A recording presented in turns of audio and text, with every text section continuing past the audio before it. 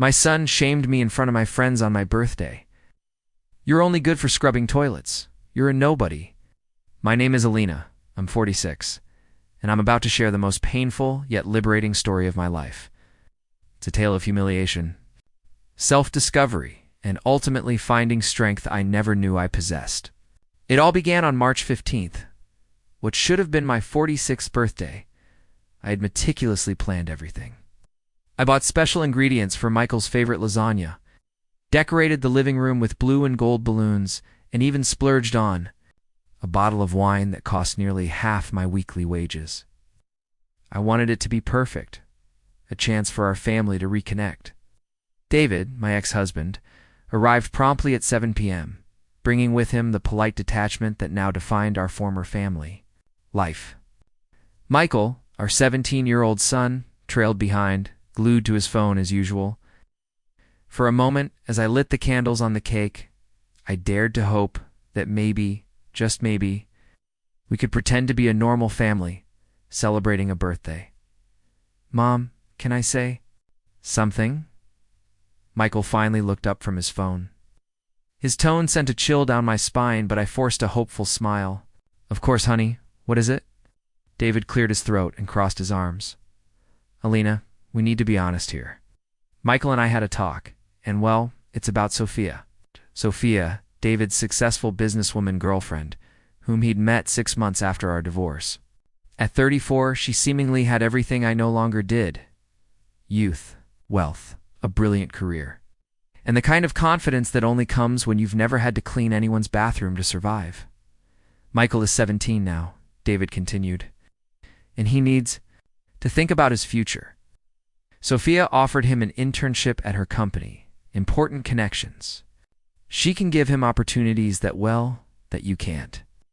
The air felt sucked out of my lungs, David. I worked 2 extra hours a day just to pay for his English classes." "Mom, stop!" Michael cut me off, his voice laced with a cruelty-eyed. "Never heard before? You work as a janitor? Sophia's the CEO of 3 companies. She drives a Mercedes. I have a 2009 Honda. She lives in a penthouse, live in this small apartment that always smells like cleaning products." Each word was a stinging blow. "You're only good for cleaning bathrooms?" he shouted, rising from his chair. "Sophia understands me. She sees potential in me. You only remind me of what I don't want to become." The silence that followed was deafening. David said nothing, too. Defend him or me? He just stood there, staring at his hands. Michael grabbed his jacket and headed for the door. "Where are you going?" I whispered. "To Sophia's house. She's throwing a real party with important people, not ... this." The door slammed shut. David mumbled something about Michael going through a difficult phase and left soon after, leaving me alone with the untouched cake and the wreckage of what was once my family. I blew out the candles one by one, making the only wish I had left: strength not to completely fall apart. I spent the next few hours sitting on the kitchen floor, hugging my knees, trying to comprehend how I had reached this point. Where had I gone wrong? How could the son I had loved unconditionally for 17 years speak to me like that? How could the man I had been married to for 15 years watch it all in silence? I remembered the past few years, how I had worked myself to the bone to pay for Michael's private school, tutoring the English course he wanted. I remembered eating bologna sandwiches so he could have meat, how I drove my noisy Honda to every corner of the city whenever he needed a ride. And for what? To be called a failure at my own birthday party. 3 days later, I was at Whole Foods, buying the cheapest ingredients I could find when I saw her. Sophia was in the imported wine section, impeccable as always, wearing a blazer that probably cost more than my rent. I considered changing aisles, avoiding the embarrassment, but it was too late. She had already seen me. "Lena," she said, approaching, with that smile that never quite reached her eyes. "What a coincidence running into you here." "Hi, Sophia," I replied, trying to sound casual while discreetly hiding my basket of generic brand products. "You know," she continued, her voice sweet as poisoned honey, "I was thinking about you these days. You know, I have a consulting company." "Right. Well, I need someone to clean the office." I felt the blush creep up my neck. "Around us. Other people began to pay attention. The work is at night, from 11 p.m. to 6 a.m. It's $12 an hour. Good money for this type of service, don't you think? She paused theatrically. Of course, I know you have experience in the area. The humiliation was palpable. An elderly lady nearby stopped looking at labels and watched us with poorly disguised curiosity. The young couple whispered to each other, clearly entertained by the drama. For a moment, all of Michael's cruel words echoed in my head. You're only good for cleaning bathrooms. But then something strange happened. Instead of anger or shame, a cold, calm resolve washed over me. It was as if a different part of me had awakened, a part that was tired of being trampled. You know what, Sophia? I said, keeping my voice firm and polite. I accept the job. Her smile wavered for a fraction of a second. Clearly, she expected me to refuse, to run away humiliated. But I was no longer the same Alina who had been destroyed 3 days ago. Great, she replied, regaining her composure.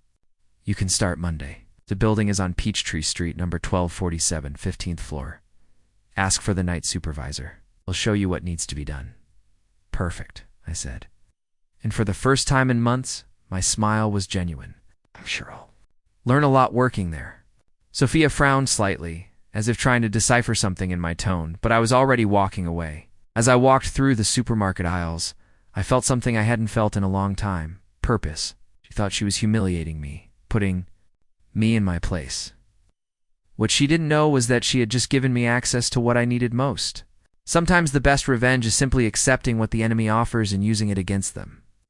Sophia was about to discover that not every janitor is invisible, and not every broken woman stays on the ground forever.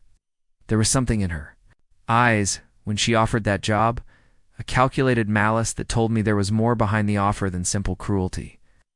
She wanted to have me around, wanted to see me humiliated daily, wanted to ensure I knew my place in the new order of things.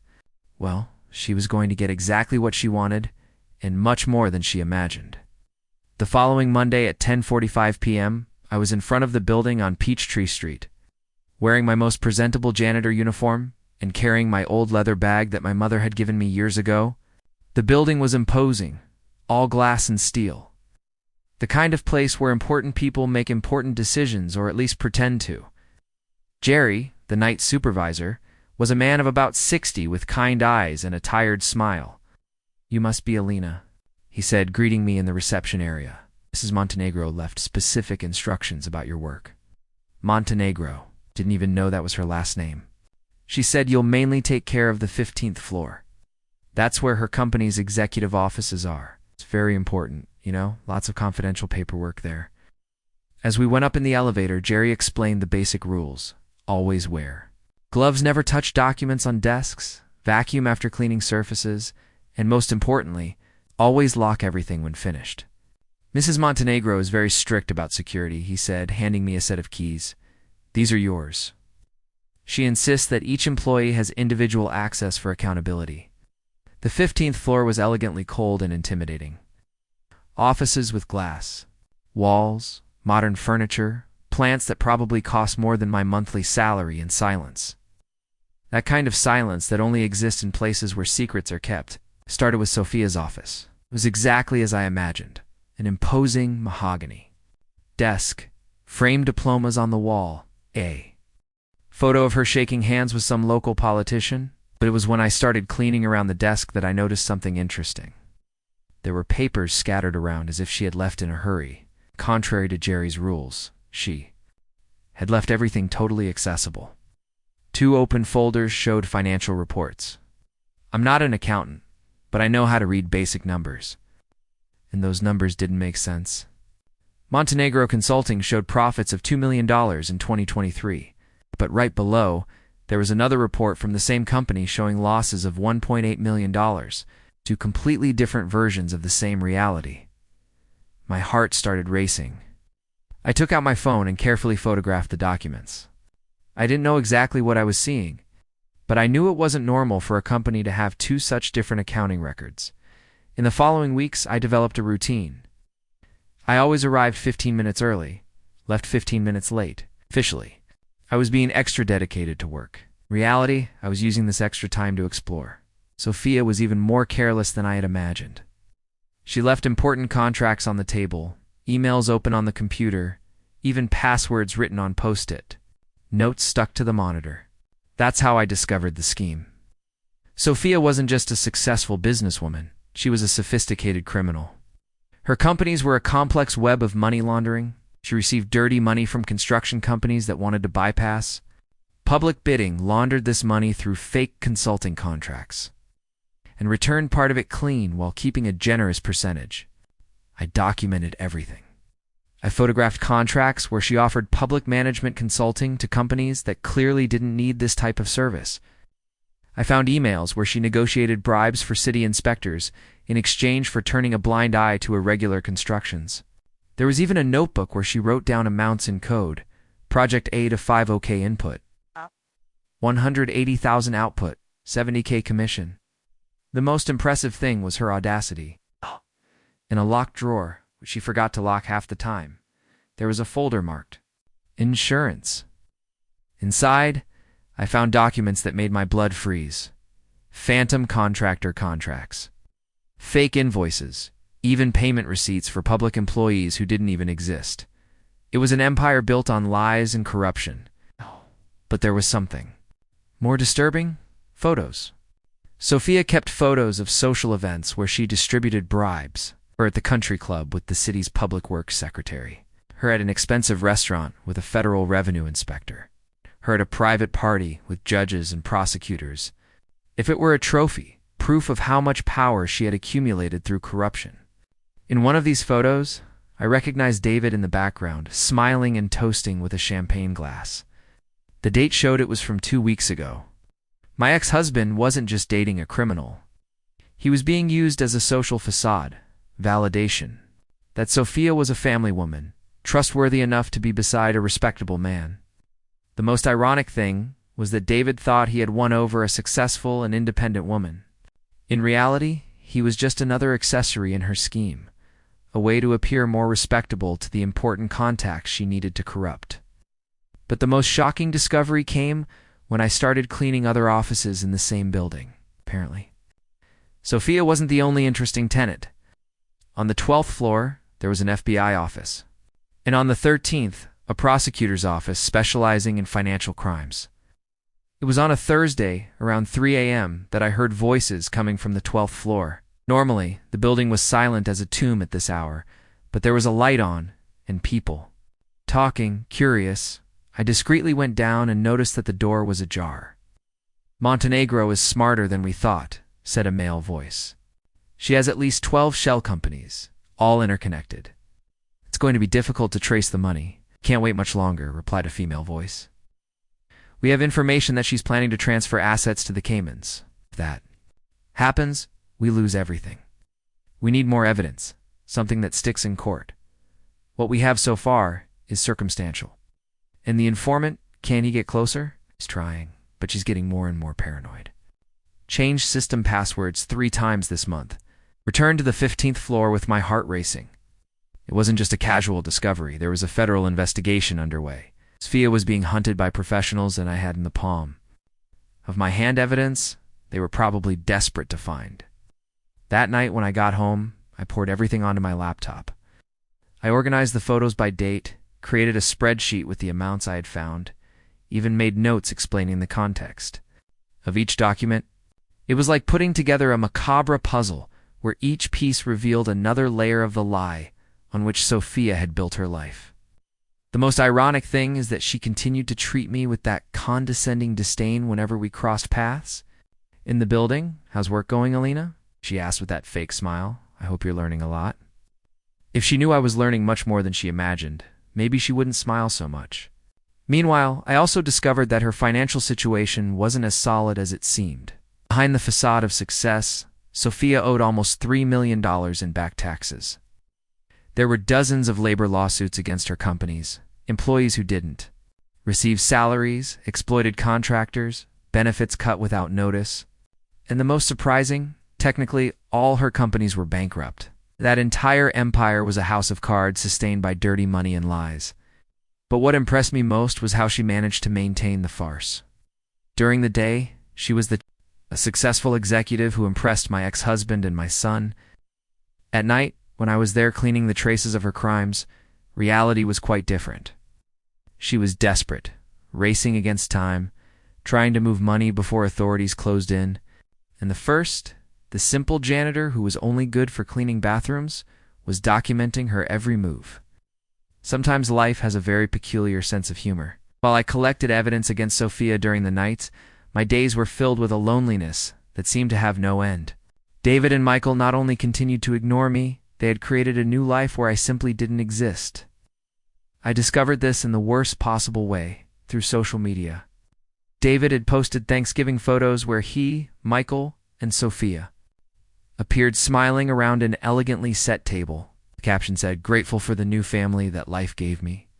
Michael commented with hearts and a phrase that destroyed me.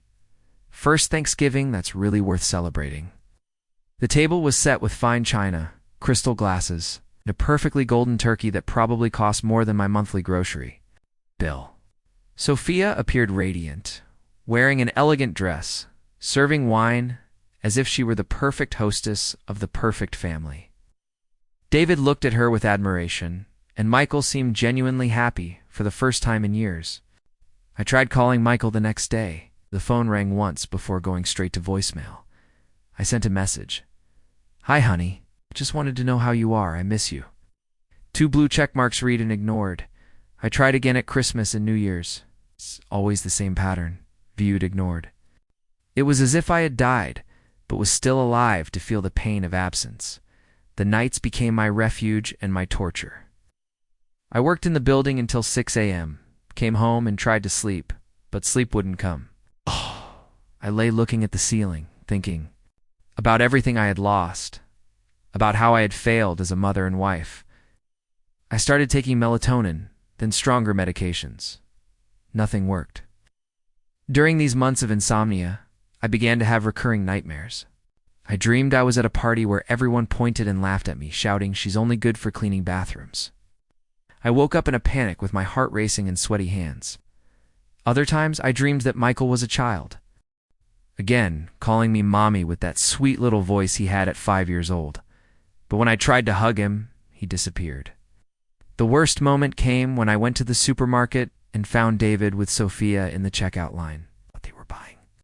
Ingredients for some special recipe. Salmon, asparagus. Expensive white wine, things David never bought when we were married because it was too expensive for our budget. Now he held the basket like an attentive husband, while Sophia chose imported cheeses. I tried to leave without being seen, but Michael appeared running down the aisle with a box of expensive cereals in his hand. "Dad," Sophia said. I can choose." "Any cereal I want," he shouted, excited like a child at Christmas. That's when he saw me. For a second, our eyes met. I expected to see some recognition, maybe a little guilt or longing, but all I saw was discomfort. He looked around as if checking if anyone saw us together, then muttered an almost inaudible "hi" and ran back to be near David and Sophia. That moment, I understood that I had become a source of shame for my own son. It wasn't just that he preferred Sophia, it was that my presence embarrassed him. I was a reminder of a life he wanted to forget, of a standard of living he found humiliating. It was on a Friday, almost a year after I started working for Sophia, that I received the most painful confirmation that my family really considered me dead. Michael posted a photo on his Instagram of him graduating from high school. David was there, impeccable in a new suit, smiling proudly. Sophia was also in the photo, wearing an elegant bridesmaid dress, as if she were blood family. The caption said, "Thank you to the people who really matter." Next stop, University of Georgia. I didn't even know he had graduated. Didn't know he had been accepted to university. 17 years raising a son, and I discovered the milestones of his life. Through social media. I cried so much that night. I thought my heart would explode. But the next day, I returned to the building on Peachtree Street with renewed determination. If my family had discarded me like trash, at least I was going to make sure they discovered who Sophia really was. And then, on a March morning, almost a year after I started working for Sophia, everything changed. I was at home trying to sleep after the night shift when I heard sirens, many sirens. I looked out the window and saw FBI cars speeding toward downtown. I turned on the TV, and there it was. Operation Georgian Car Wash. Local businesswoman. Arrested for millionaire corruption scheme. Sophia appeared on screen, being led in handcuffs into a black car. Imperfect hair disheveled, blazer wrinkled, that arrogant smile replaced by an expression of pure panic. She was accused of leading a money laundering scheme that involved at least $15 million over 3 years. The suspect operated a complex network of shell companies, said the reporter, diverting public resources through fraudulent consulting contracts. According to the FBI, Montenegro used her social position to corrupt public officials and facilitate fraudulent bidding for allied companies. My phone rang. It was David. Alina, did you see the news? His voice was different. There was no longer that polite coldness. There was pure, undisguised desperation. I saw, I replied calmly. I didn't know Alina. I invested all my savings. In her company's My Retirement, the money that was for Michael's college, everything. She said I would have a guaranteed 20% annual return. I closed my eyes. Of course he had done that. David was always greedy, always looking for the easy path to success. How much? I asked. $250,000? My stomach froze. Not because I felt sorry for him, but because I knew Michael would also be affected by this. Now, did the FBI confiscate everything? Everything, Alina. They closed the companies, blocked the accounts, confiscated the assets. I am going to lose the apartment. I'm already 3 months behind on rent.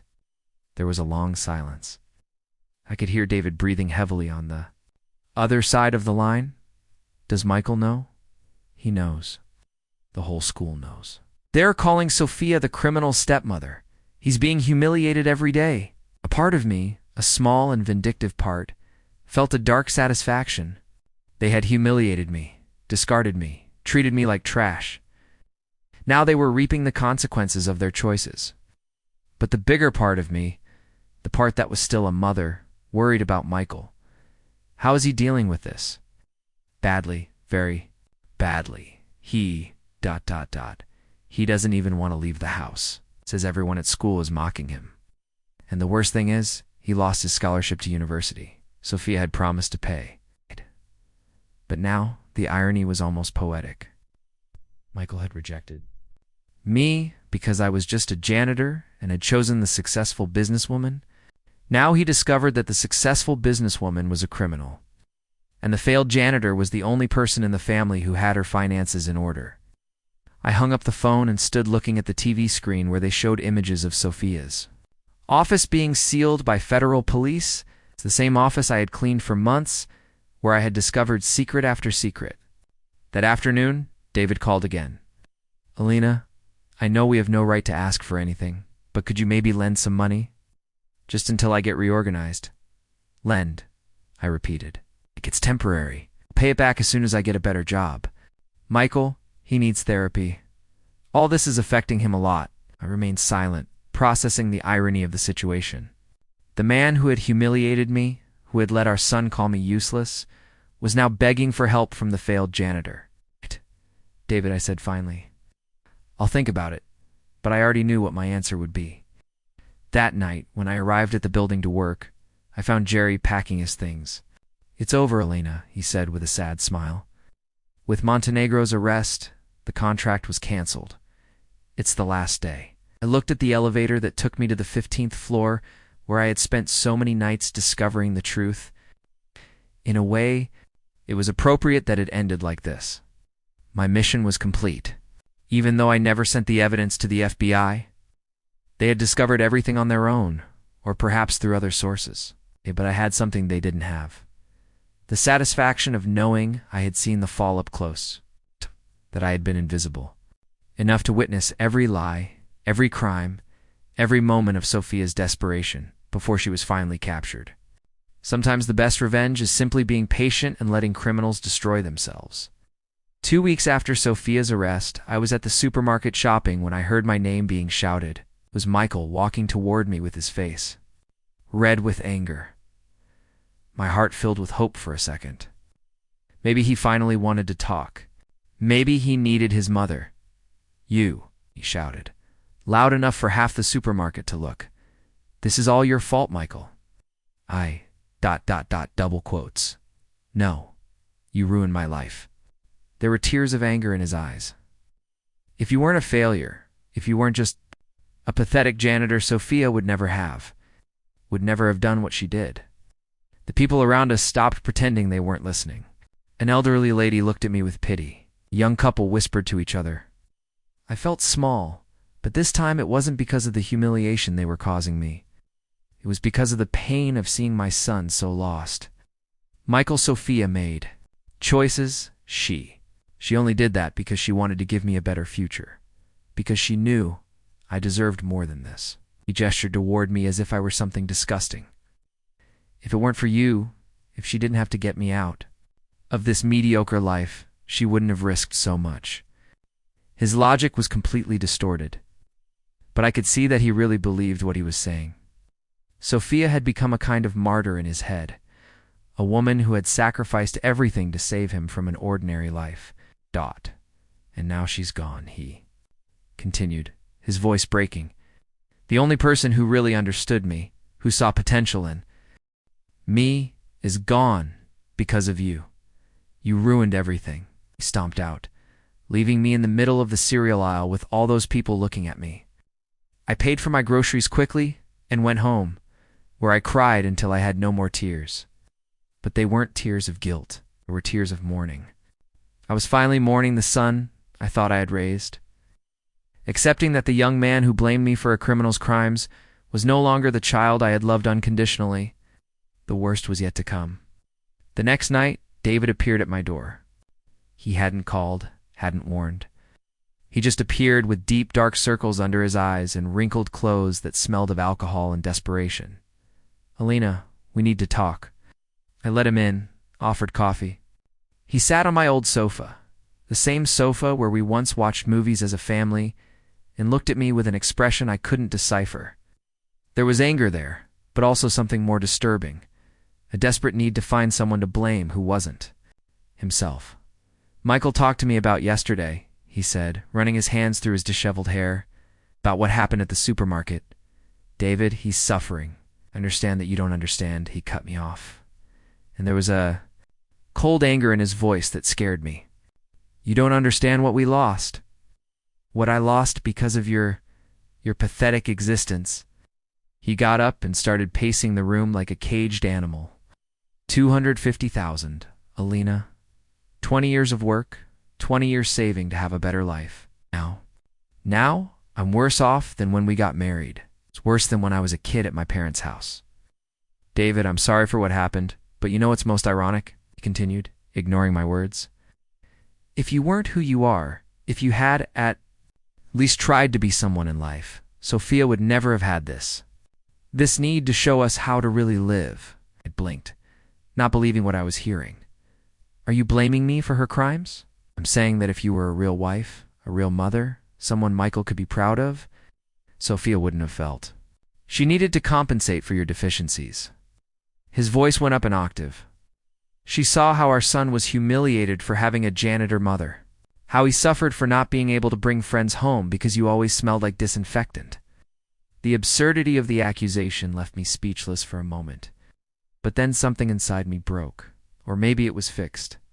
I got up slowly, feeling a strange calm take over my body. "Get out," I said, my voice low, but firm as steel. "Alina, get out of my house," I shouted, pointing to the door. "Get out now before I call the police." David looked at me as if I had lost my mind. "Alina, be reasonable. We're all going through a difficult time. We can't let—" "You made your choice," I said, walking to the door and opening it. "You humiliated me, discarded me, treated me like trash. You told the whole world that I was only good for cleaning bathrooms. And now you want me to save you from the consequences of your choices? Alina, think about Michael.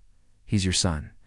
Michael made it very clear that he doesn't want a janitor mother in his life that I only serve to clean bathrooms, remember? So, let Sophia's perfect memory take care of him. I won't beg for crumbs of love from my own family anymore." David stood there for a moment as if he couldn't process that I was really kicking them out. There was something almost comical in his expression, as if the world had turned upside down and he couldn't understand the new rules. "You'll regret this," he said finally, his voice carrying an empty threat. "The only thing I regret," I replied, "is that it took me 46 years to realize I deserve more than being treated like a second-class citizen by my own family." I slammed the door shut, and for the first time in months, smiled a genuine smile that came from some deep place inside me that I thought had died. 3 days later, my phone rang. It was David again, but this time his voice was different. Less anger, more pure desperation. "Lena, I know our last conversation wasn't ideal, but I need you to listen. We're going to be evicted on Friday. Michael is desperate. He said maybe you could help us. Maybe he was wrong about some things." So now Michael maybe was wrong? Not because he had discovered he loved me, or because he missed me, or because he finally understood the value of the sacrifice I had made for years, but because they needed my money. "David," I said, my voice calm as ice, "you made it very clear that I only serve to clean bathrooms, that I'm a failure, that I ruined your lives simply by existing." "Elena, please, you can't be so cruel. Cruel." I laughed, a dry sound that had no humor at all. Cruel was being called a failure at my own birthday party. Cruel was being blamed for the crimes of a woman I didn't even choose to know. Cruel was finding out my own son graduated from high school through social media. "Elena, Michael is your son. Michael is a 17-year-old young man who had the opportunity to have a mother who loved him unconditionally and chose the woman with dirty money. Now he's going to learn that choices have consequences. But he's suffering. He lost his university scholarship. Friends are mocking him. When I was suffering, when you publicly humiliated me, where was your concern? When I worked 12 hours a day to pay for his private school, did you care if I was tired? When I ate bologna sandwiches so I could buy meat for you, did anyone ask if I was hungry?" The silence on the other side of the line lasted almost a full minute. "So that's it?" David finally asked. "You're going to abandon us?" "I'm not abandoning you," I replied calmly. "You abandoned me a long time ago. I'm just finally accepting the reality you created, Elena. ... David, you made it very clear that I have no place in your lives, that I'm a source of shame and humiliation. So live the life you chose, a life without the failed janitor. I'm sure you'll manage just fine on your own." I hung up the phone, and for the first time in years, managed to sleep a full night without nightmares. Sometimes dignity is worth more than the love of people who only look for us when they need something. Sometimes saying no is the first step to finding the yes that really matters. With Sophia imprisoned and my family finally out of my life definitively, I decided it was time to rebuild. Not just survive, but truly live. For the first time in years, I started making plans that were just mine, dreams that didn't depend on anyone's approval. During my years as a janitor, I had taken 2 technical courses online, small business administration and human resources management. I always thought it would be useful to get a better job, but now I saw a bigger possibility. With the savings I had religiously put aside during the last few years, money that David and Michael never knew existed, I had enough capital to start something of my own. Elena's Cleaning Solutions was born on a Tuesday morning when I signed the LLC papers at City Hall. It wasn't just a cleaning company. It was my declaration of independence. But there was something special in my business plan that no traditional cleaning company had. I wanted to specifically hire women who had gone through difficult situations, traumatic divorces, domestic violence, family rejection, long-term unemployment.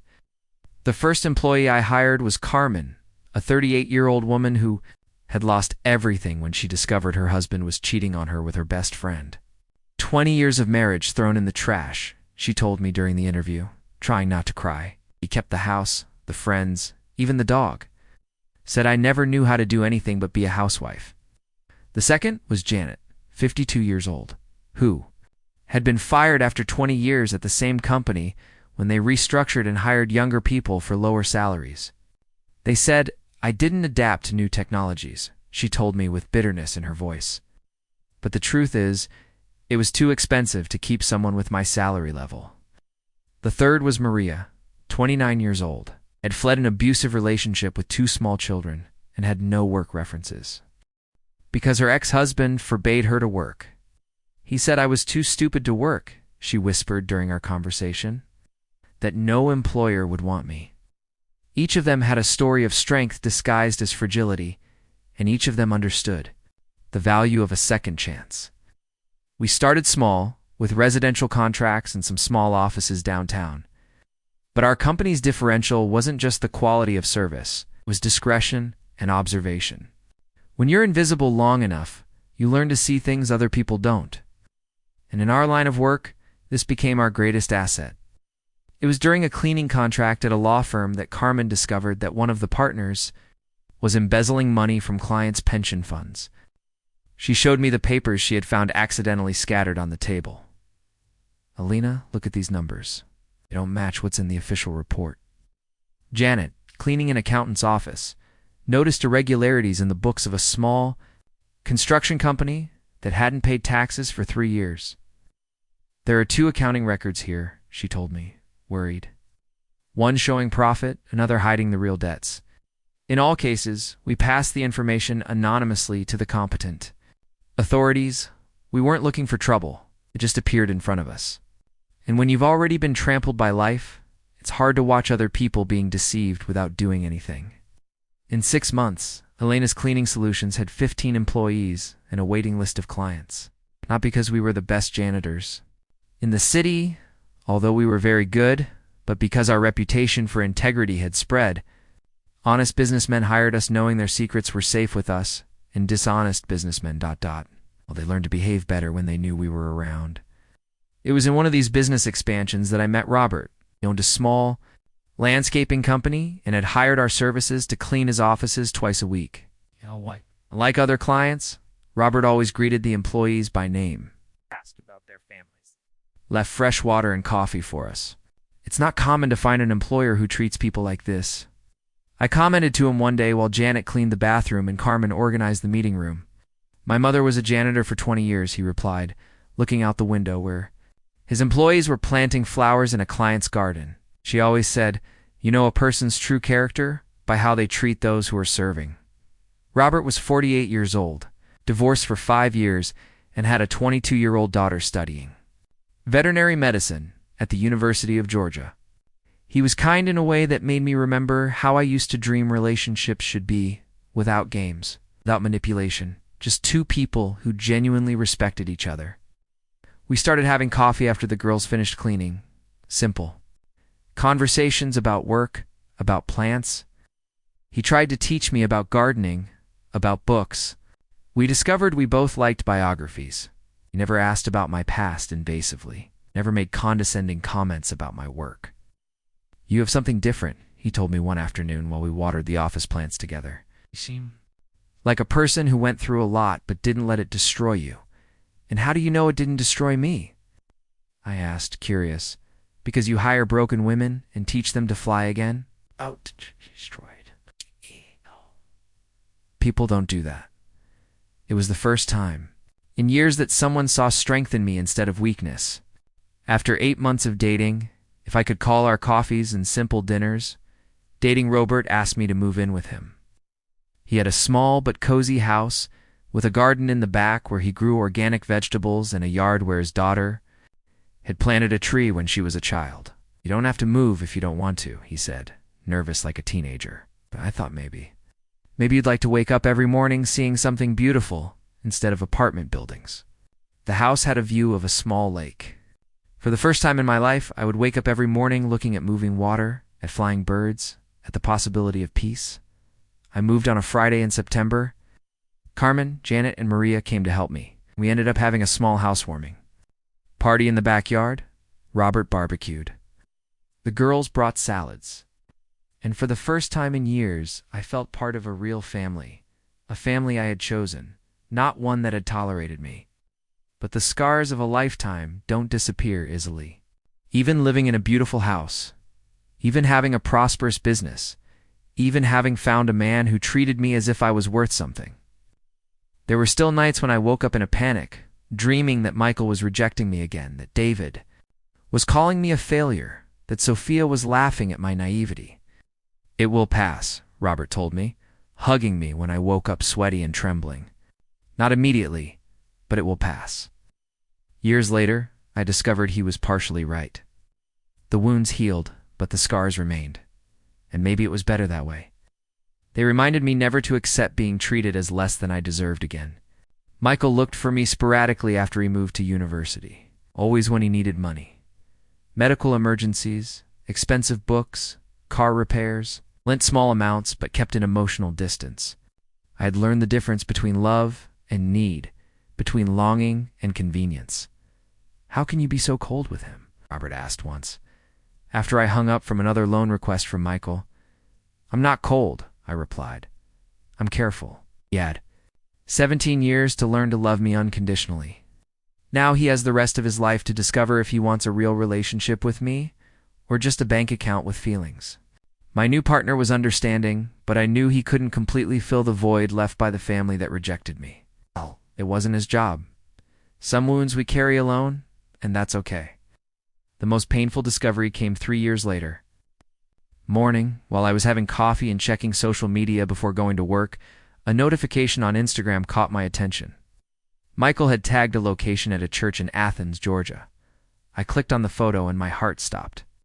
It was his wedding. Michael was radiant in a rented tuxedo next to a blonde and smiling girl I had never seen before.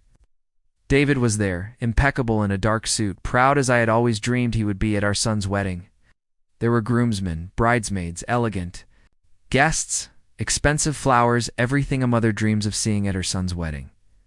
I hadn't been invited. I didn't even know he was dating seriously. The photo caption said, "The happiest day of my life. Thank you to everyone who made this possible." There were tags of dozens of people, university friends, work colleagues, distant relatives I didn't even know he knew. Everyone except me. In the comments, David wrote, "Proud of the man you've become, son. Your mother would be proud." Your mother? As if I had died. As if I had never existed. I stared at that photo for hours. Robert found me crying in the kitchen. When he came home from work, "What happened?" he asked, kneeling beside me. "He got married," I said, showing him the phone. "My son got married and I found out through Instagram." Robert looked at the photo in silence, then hugged me. He didn't say everything would be okay, didn't try to minimize the pain. He just held me while I cried for the last time for the family I had lost. In the following months, I continued following Michael's life through social media like a stranger watching celebrities' lives. I saw when they moved to a small but nice apartment in Atlanta. I saw when he got a job at a marketing company. I saw photos of the vacation they took in Florida. Always happy. Always without mentioning a word about me. And then a year after the wedding came, the photo that completely broke me. Michael holding a baby. A small and perfect boy with his father's dark eyes and a toothless smile that reminded me of baby Michael. "Meet my prince, Lucas," said the caption. The love of my life arrived to complete our family. I was a grandmother. I had a grandson named Lucas, and I only learned of his existence through an Instagram photo. That night, I created a digital album on my computer. I saved all the photos of Lucas I could find on social media, his first days in the hospital, his first smile, his first bath, his first steps. I organized everything by date, as if I were documenting the life of a child I knew personally. It was pathetic, and I knew it. But it was the only way I had to participate in my grandson's life, even from afar. Even though he would never know. I existed. Should try contact, Robert told me one night, finding me organizing the photos once again. Maybe the baby's arrival changed something. I tried once. I sent a simple message to Michael. "I heard you became a father. Congratulations. If you ever want me to meet my grandson, I would like that very much." The response came 2 days later. "Thank you. I don't think it's a good idea right now. Maybe in the future. Maybe in the future." The phrase every rejected mother knows, a polite way of saying never. But I don't want to seem completely cruel. I learned to carry that pain with dignity, continued working, expanding my company, taking care of my employees as if they were family. Because in the end, family isn't just who shares your blood. It's who chooses to stay by your side when things get difficult. 3 years passed. Elena's Cleaning Solutions now had 25 employees in contracts with some of Atlanta's biggest companies. Carmen had become my partner. Janet managed day-to-day operations, and Maria had opened a franchise in Savannah. We all had stories of pain that we had transformed into strength. It was during one of these expansions that I decided to formalize something I had been doing informally for years: create a support group for mothers rejected by their children. We rented a small room in a Methodist church every Wednesday night, and there we met. Women of all ages and situations, united by the common pain of family rejection. There was Sarah, 60 years old, whose daughter hadn't spoken to her for 15 years because of a misunderstanding about inheritance. There was Lisa, 45, whose twin children chose to live with their rich father instead of staying with her after the divorce. And Margaret, 55, who was rejected by her daughter when she came out as lesbian at 50. "What hurts most," Margaret said in one of the meetings, "isn't the rejection itself. It's the feeling that you failed as a mother. Everything you did was in vain."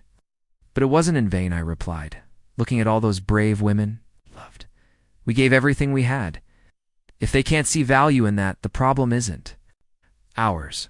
We started small, just 5 women in a borrowed room. 2 years later, we had 3 groups running at different times to accommodate more than 40 participants.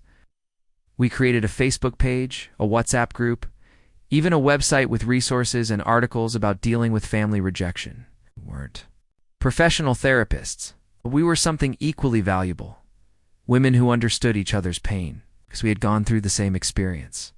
Robert and I got married in a small and intimate ceremony in the backyard on a Saturday morning with only 12 guests. Carmen was my maid of honor. The company girls decorated the garden with flowers that Robert had grown especially for the occasion. It didn't have the pomp I always dreamed of for my wedding, but it had something better: people who genuinely cared about us. "For someone who took 46 years to find happiness, you're doing very well," Robert joked during our vows, making me laugh through tears. "For someone who married a woman who comes with enough emotional baggage for an international move," I replied, drawing laughter from the guests. It wasn't a perfect ending, because perfect endings don't exist. Michael still looked for me sporadically.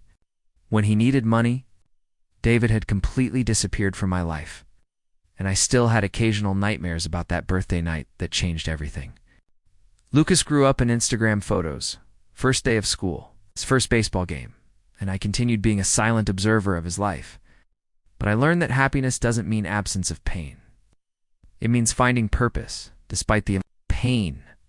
Building a life worth living, even when some wounds never completely heal. Elena's Cleaning Solutions became more than a company. It was a symbol that discarded women could rise again and create something meaningful. The support group transformed into a network of strong women who helped each other rediscover their worth. And I, the janitor who was only good for cleaning bathrooms, had become a mentor, businesswoman, beloved wife, an example that it's never too late to start over. Sometimes when I'm organizing Lucas's latest photos in my digital album, Robert asks if I regret anything. I regret taking so long. To realize I deserved more, I always answer, but I don't regret having loved, even when that love wasn't valued. The love we give doesn't just define who receives it, it defines who we are. The wound of having lost my son and grandson will never completely heal.